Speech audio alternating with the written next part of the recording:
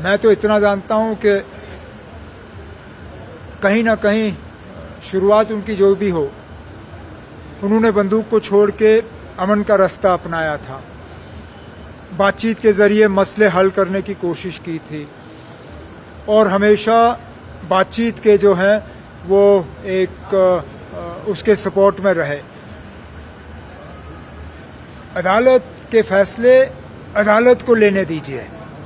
अदालत पे सियासी दबाव किसी तरह का डाला जाए वो अच्छी बात नहीं है। मैं इतना ही कहूंगा, बाकी देखेंगे क्या होता है। हिज़्ब इख्तिलाफ का काम क्या है? मुखालफत करना। जब उनको कहा जाता है पार्टी इन ऑपोजिशन, उसका क्या मतलब हुआ कि वो अपोज करेंगे। आप कुछ भी करोगे वो उसमें कोई ना कोई बुराई देखेंगे। मुझे ना ऑपोजिशन की मुखालफत से डर नहीं लगता, ना उनकी मुखालफत से मेरा काम रुकेगा। मेरा फ़र्ज़ है जम्मू कश्मीर की हुकूमत को एक डायरेक्शन में लेना, जम्मू कश्मीर को इस दलदल से निकालना। और जहाँ तक आपने टूरिज़्म के हवाले से बात की, जो पहलगाम के बाद टूरिज़्म को एक बहुत बड़ा धक्का पहुँचा, उस टूरिज़्म सेक्टर को थोड़ी सी मदद करना ताकि वो दोबारा अपने पैरों पे खड़े हो जाएं।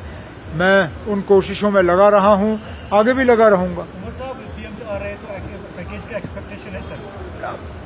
नुकसान बहुत हुआ है, जानी नुकसान, खासकर 2 यात्राओं के दौरान किश्तवाड़ में और कटरा में। माली नुकसान भी बहुत हुआ है। हमारे 330 के आसपास पुल जो हैं वो बह गए हैं। 1500 से ज़्यादा किलोमीटर हमारी अपनी सड़कें जो हैं वो तबाह हो चुकी हैं। बहुत सी सरकारी बिल्डिंगों को नुकसान हुआ है, हमारे खेतों को नुकसान हुआ है, फसल को नुकसान हुआ है और हमारे हॉर्टिकल्चर जो है, हमारे मेवे को नुकसान हुआ है। इन सब चीज़ों को देखते हुए हम उम्मीद करेंगे कि हमारे नुकसान का उसका जायज़ा लिया जाए और उसके लिए एक पैकेज दिया जाए ताकि हम लोगों को मुआवजा दे सकें। अब वज़ीर आज़म साहब आ रहे हैं, जाहिर सी बात है ये सारी बातें हम उनके सामने रखेंगे और उम्मीद करेंगे कि वो जम्मू कश्मीर के लोगों के लिए कुछ अच्छा सा एक पैकेज जो है यहाँ दे के जाएंगे। अब सियासत की ज़रूरत ही नहीं है ना। अब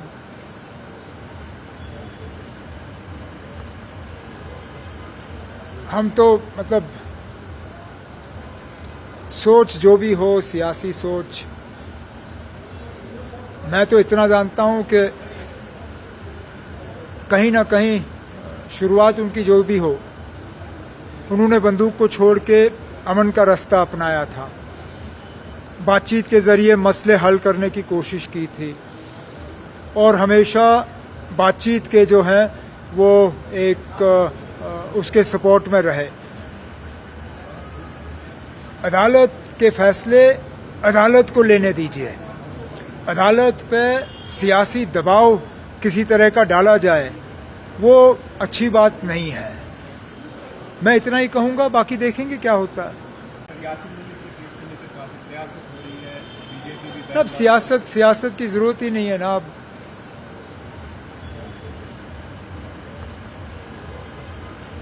हम तो मतलब सोच जो भी हो, सियासी सोच, मैं तो इतना जानता हूं कि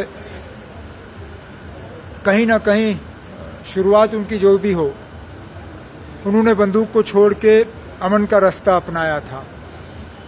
बातचीत के जरिए मसले हल करने की कोशिश की थी और हमेशा बातचीत के जो हैं वो एक उसके सपोर्ट में रहे।